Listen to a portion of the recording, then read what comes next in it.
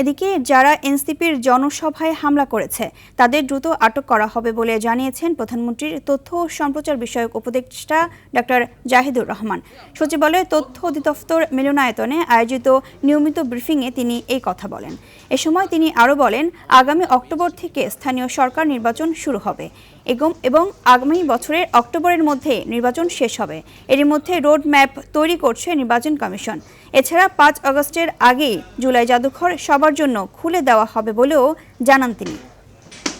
গতকালের ঘটনাটা খুবই দুঃখজনক। আমরা এটার প্রতিবাদ জানাই এবং সরকারের কাছে প্রতিবাদ জানানো না, সরকারের প্রধান কাজ হচ্ছে যারা এটার সাথে জড়িত সেই তদন্ত করা, তাদেরকে ধরা। জনাব নাহিদ ইসলামের বক্তব্য সম্পর্কে আমি এটুকুই বলবো যে আমরা রাজনৈতিক বক্তব্য বলে এক ধরনের কথা প্রচলিত আছে, সেই রাজনৈতিক বক্তব্য তিনি দিয়েছেন। সরকার অবশ্যই অ্যারেস্ট করার জন্য সর্বোচ্চ চেষ্টা করছে এবং দ্রুতই আমরা আশা করি করবে।